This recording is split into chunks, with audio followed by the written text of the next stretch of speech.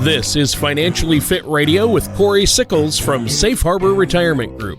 When a part of your financial strategy is out of tune, your long-term goals, your retirement savings, and your legacy can all suffer.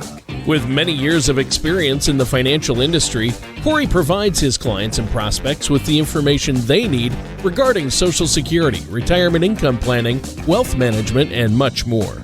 Listen in as we address your financial concerns and provide helpful solutions to put you on the path to achieving your retirement goals. And now, here is Financially Fit Radio with Cory Sickles. Welcome back to another episode of Financially Fit Radio. I'm Cory Sickles with Safe Harbor Retirement Group and Wealth Advisors. If you'd like any information about today's show or any questions about retirement planning, just feel free to give us a call at 614-760-0670, or you can always visit us online at safeharboroh.com. And while you're visiting our website, feel free to click on that radio page. You can listen to previous shows as well as subscribe to our podcast on Apple Podcast, Amazon Music, Google Podcast, or Spotify. Also, feel free to watch today's show on our YouTube channel. Just type in Safe Harbor Retirement Group. You can watch today's episode and actually any episode here in 2024. Also, subscribe to our YouTube channel, and you'll be updated when we come out with our daily shorts as well about different types of financial topics. Well, today we're going to talk about something that's probably pretty dear to me, and that is Gen X retirement planning and solutions. I'm a Gen Xer. So we're going to talk about, what's kind of going on and what do we really need to do to have that best retirement. Before we dive into that, let me introduce to you my co-host this week and every week, and that's Tony Shore. Tony, how are you? I am doing great. I'm a Gen Xer as well. I may not look it. I squeaked in at the beginning. I'm just 65er? 66. So 66. Yeah, 66. So I just made it into the Gen X. But I love it. This is a great topic. Obviously, a lot of people you work with are in this category. And we do talk about boomers a lot. We talk about the baby boomers and that generation because they've been retiring in droves every single day. Yep. 11,200 baby boomers turned 65. And now we're getting into the Gen Xers territory. So I'm glad we're talking about this. And a lot of these solutions and the planning tips you have for Gen Xers today, Cory, I'm sure can relate to anyone out there. So I'm excited about the topic. I've been doing good. I've been traveling a lot. Drove down to see my parents yesterday. My wife and we took our dog Enzo down there, and he loves visiting the nursing home. He goes around. He's so gentle. He's a big dog, but he goes around and he says hi to everyone. And a lot of folks in wheelchairs and stuff, and they just love seeing him, and they let us bring him through, and he loves it. Our dog loves it. The people there love it. So that was kind of fun. It's always good to see the smiles on everybody's faces when we bring Enzo in there. So how about you? What have you been up to? It's busy. It's here we are, really November. Elections right around the corner here. And this is a busy time of the year for us. Yeah. You have a lot of people that are really starting to focus on the planning for retirement, and then all of a sudden we're going to be starting to deal with Medicare annual enrollments going on here in our office. So that makes it very busy, and then a lot of people are going to want to retire, starting in January, February, and March. So, we'll be bringing people throughout the office to make sure, we've, crossed, dotted our I's, crossed the T's on all their retirement planning. Yeah. So, yeah, that's important. And we're talking about some of that today regarding Gen X retirement planning and solutions. So where do you want to begin? What are the years of Gen X, first of all? So 1965 to 1980. So as you mentioned, you're a 66. Yep. I'm a 69. So if you're following those, if you were born between those years, that's really what we're going to be talking about today. And a couple of, some interesting stats about this, right? 45% of Gen Xers, Tony, don't have any retirement planning at all. Ooh. And 66% of the people are worried they're not going to have enough assets for retirement. based upon some numbers, you can go through and whether you want to look at U.S. News or you want to look at Bloomberg or anything like that. But they think that most people, Gen Xers, are going to need a little over $1.1 million for an ideal retirement saved when they do retire. But right now, they're on average to only have about $660,000 saved, which is a gap of about $450,000. So, so the only thing I can tell you is, if you want to get to the million, it's probably a pretty good goal to probably try to get to. Yeah. And, from now until you retire, it's really going to be save, and hopefully you're doing it the right way. Yeah. Many Gen Xers, Tony, if you kind of go back and you look at, every generation probably has some issues where the market's probably taken some big dips. For us, obviously we had the dot-com crash, we had the '08 financial crisis, and of course we had to deal with the COVID pandemic as well. And all those obviously have a big influence on the way that we do invest. And in some cases, Tony, it's probably scared a lot of Gen Xers out there, and they probably weren't as aggressive as they probably should have been when they were a little bit younger in order to try to take advantage long-term of the market as well, which at the end of the day could have a big impact on how much money you have saved today. Oh, I would imagine, yeah, it would have a big impact. I mean, all those things you mentioned. I mean, obviously, the dot-com crash in the early 2000s, then the '08, the Great Recession, as they called it, in '08, '09, and then the pandemic shutdowns, saw the market go down. Now, if you panicked in there, you're probably not in a good situation. If you were working with a financial professional, you're probably in a much better situation because the markets have been hitting record highs the past couple of years. So, especially as of late. So you want to make sure that you're properly allocated and that you don't panic and move everything to cash when there's a problem, like a lot of people did in '08. And I know you were saying, hey, we have safe options. You can move some here, but you got to stay the course with your market investments. So that's something that especially Gen Xers need to be aware of. And you're right. We need to be socking away money. My wife and I actually had a conversation. Could we actually make it on one of our salaries and just put the other? We both work full time. So could we put one or both of her checks or my checks into retirement savings or building up the emergency fund and live off just one salary for a while now that the kids are out of the house? So we're looking at those options. Yeah. I think savings probably the biggest part. It doesn't really matter. Most people, when you look at numbers, Tony, I'm going to talk about numbers from magazines or projections. Sure. Baby boomers didn't have enough money. Gen X doesn't have enough money saved. Right. Gen Z don't have enough money saved. Right. They're not on that projections and things like that. And, a lot of the Gen X, maybe the Gen Z are we actually looking at, and even millennials too, but are we actually looking, we're going to be having inheritance and things like that as well. Right. So, I'm a firm believer in don't rely on, especially don't rely on inheritances. Most clients that come in that I meet with, most of them say, I want to spend it all.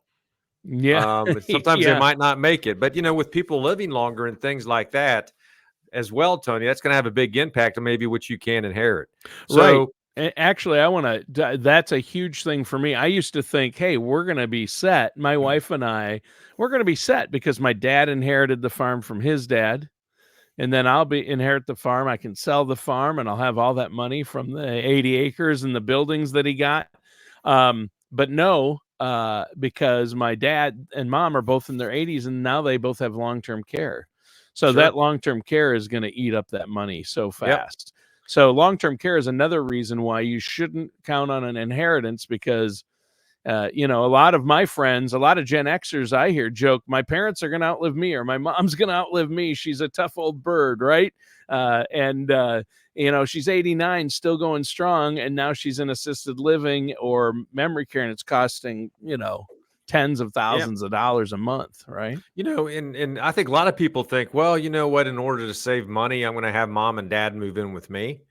And long term, that just won't work. You can't be a caregiver as well as also being able to go out and earn a job as Nope, well. you can't. So, not only is that not good, healthy, from a health perspective for you, but financially, it's going to be able to put a burden on you as well. I mean, you're saving on one side, but you're not saving on the other side. So, yeah, so that's definitely something to look at. And so let's kind of just talk about, some of the, I guess maybe some of the issues with, that we see as Gen Xers, Tony. The first one is a pension decline, right? Right. Most of our, a lot of the, I'm not going to say a lot, but there's quite a few baby boomers that have pensions. And obviously, if you had a generation before that, they definitely probably received pensions, but obviously they're going away. And now, since you don't have that pension, we'll talk about Social Security here in a minute. But now that you don't have a pension, it's all based upon on what you're actually saving. Mm-hmm. Whether you're putting money into your 401k or through your employer plan, or whether you're saving outside of that, just like we always say, you want to make sure you're diversified, not only from your portfolio, Tony, but also from a tax perspective as well. Don't be putting all your money in IRAs. You definitely want to be able to put some in Roth IRAs where you're going to have tax-free money and brokerage accounts as well, so you can kind of pay as you kind of go as well. Yeah, or cash value life insurance brokerage Exactly accounts, right. things like that. The Roth IRA is one of the best vehicles for tax-free income in retirement. We've done whole shows on that. Yes, we have. And yeah, so make sure you're diversified there. And that's why I think it's so important. What did I say earlier? 66%, Tony. Actually 45% of Gen Xers don't have any retirement planning at all. That's not good. And my whole point of this is schedule an appointment with an advisor like myself or our firm, and we're going to be able to sit down to see, where are you today? What do you have to do to make sure you're going to be on the right track to retire at the right time for you? You don't want to be, the most difficult part of all this is hopefully savings the easiest part. The most difficult part is turning that savings into a monthly income stream that's going to last as long as you do. And by working with an advisor, we have the tools and the reports and to be able to show you, what is it going to look like if you retire at 65 or 70? Do you have to work to 70? And with people living longer, even if you retire at 70 or 65, Tony, we're going to plan you out for around 30 years. So you want to make sure that you're going to have money as long as it's going to last as long as you do. It's so important to be able to do that. Yeah. Yeah, I think that's huge. It really is. So what's another thing that we need to be aware of? Well, debt. I think, you can't, you always talk about debt, Tony, right? Whether it's a mortgage or whether it's student loans. And here's the one part that I see more than anything with Gen Xers. It's not your student loans. It's your children's student loans, exactly. Right? Yeah. And you have credit card debt. So, these limits, this can limit on how much you save.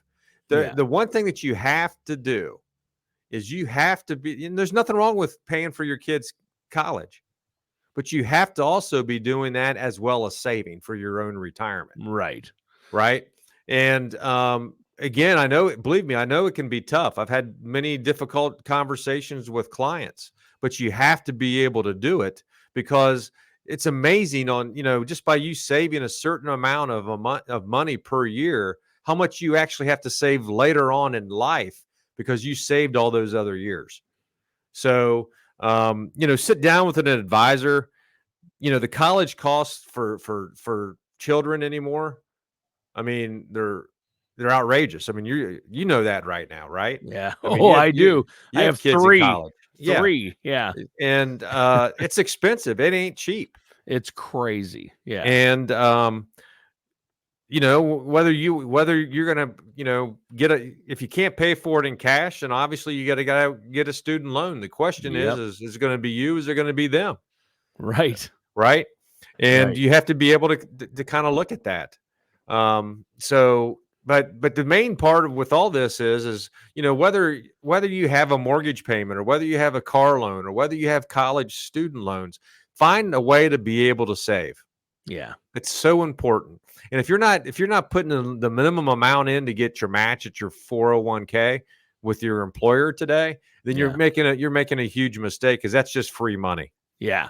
Yeah. You got to at least put in to your employer plan enough to get the full match. Right. Right. So, and then beyond that, you should be working with a financial professional like yourself, a fiduciary who's going to look out for your best interests, a trusted financial services professional, to come up with a plan on how to save, how to pay down those debts, how to save for retirement, and where to put that money for retirement. You may want to put some of it instead of all of it into your 401k. You might want to start putting some into a Roth, depending on your situation, as you've said many times on the show. So for our listeners out there, I encourage them to set up that no charge consultation with you, because this is really important. So what's another thing that we need to be looking at, Cory, as Gen Xers here?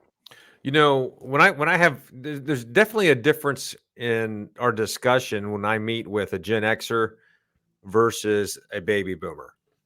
And a lot of times, Tony, we'll sit down and we'll develop an income plan. And they go, you know what? I don't even want you to put Social Security as part of my retirement. Right? There's a lot of uncertainty about Social Security, probably for us. You keep hearing the numbers about it being reduced in around 2032, 2035, or whatever else. We'll see how that actually happens. But we might not be getting the full Social Security when we actually do retire. Mm-hmm. So I think uncertainty causes a little bit of concern, not only for us as an advisor, but I think more than importantly, people hear things, read stuff, hear it on the news on how it's going to have a big impact, and I think it scares a lot of people. It does. So which all that means is it's so much more important to be able to save. And if it's there, great. Then that's going to be some extra income we're going to be able to have. If it's reduced, that could now lead into a couple things. One is now you might have to work longer, right? Because now you want to be able to, you have to delay your Social Security. Or the second part of it is, it might make sense to delay anyway, to be able to maximize those benefits because you didn't save enough. And, right now, as soon as we turn age 67, all baby boomers, full retirement for Social Security is age 67. Every year you delay up to 70 right now, it grows at 8% guaranteed per year. So, when we start talking about being able to have that income plan, if you want to retire, your monthly income amount's huge.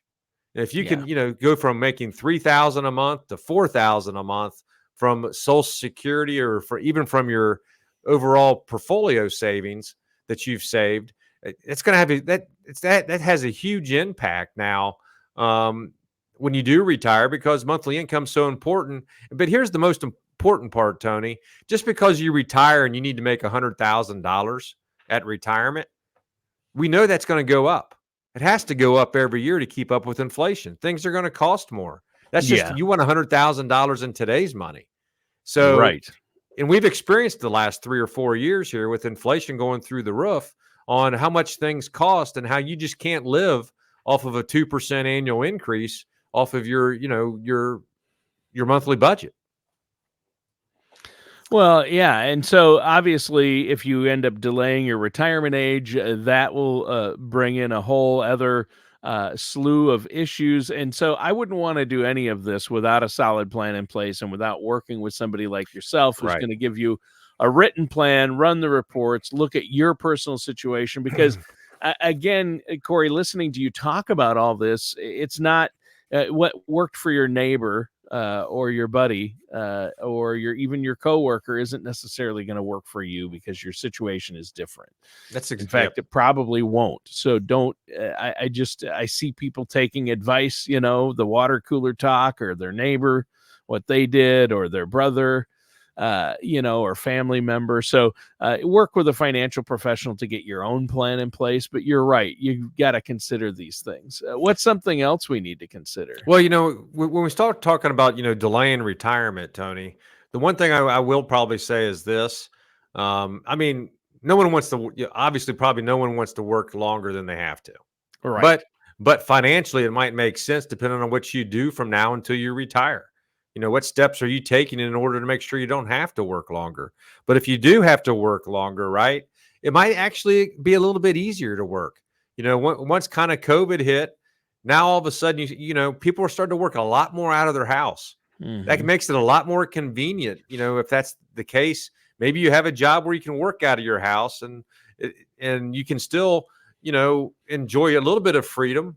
But, in order to pay the bills, to have the retirement that you want, to work those extra few years, maybe you can do it, luckily in your own household. Yeah. So wait, working from home. I wouldn't know about working out of my own house. Oh, wait. Yeah, I guess. Yeah. Exactly right. My home studio. Yes. Right. That's exactly right. So that has a huge impact. And, we can't talk really about retirement, Tony, unless we start talking about healthcare costs. Oh, yeah. Right. You have to be able to have a plan in place for that, especially if we're a Gen Xer. We're going to live longer than the baby boomers. The baby boomers live longer than their parents. Right. So if we live longer, that means odds are our health care is going to cost more. Whether you're having someone come in and take care at your house, or whether you're going into long-term care. If you're married, you want to have a plan. You don't want to have that. You don't want to have your spouse have to deal with now potentially running out of money because you didn't plan the right way to be able to help pay for some of those healthcare costs. Why we're here sitting in our 50s. Yeah. Right. Yep. I mean, healthcare is so expensive. It is. It just keeps going up. So you have to have a plan in place to deal with healthcare. And a lot of people don't plan fully into their retirement plans the cost of healthcare. And I know that you help your clients look at that. And people think, well, I'll have Medicare, that'll cover it. But there's still costs. There's still deductibles and copays and, right? I mean, if you have surgeries and you're going through some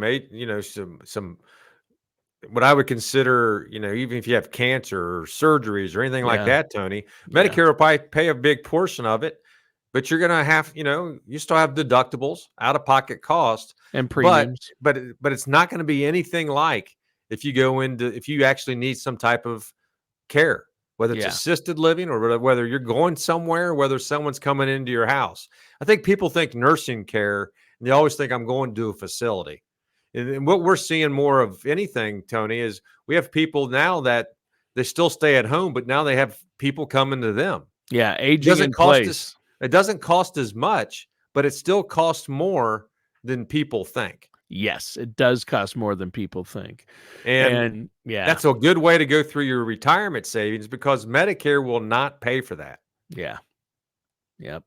Good point. Well, hey, before we go here, really quick, just run through the solutions then for what we talked about. Run down that list really quick. Yeah, real quick. We kind of talked about it as we did this. And the first one is I would say is save, save, save. Yeah. Do what you can. Put in a 401k. Make sure you're doing it the right way from a diversification standpoint. Make sure you're allocated the correct way with all your investments. Don't be too overexposed. Obviously, as I mentioned earlier, there's been things that we've had, the .com, the 08. There's been things, and now we're getting a little closer to retirement. Don't be 100% stocks. Find out what your risk level is and kind of manage to that. And then do healthcare planning. That's the one thing that can derail any retirement is when all of a sudden you have to pay a few $100,000 that you were unexpected to pay, and that's going to have to come from your savings.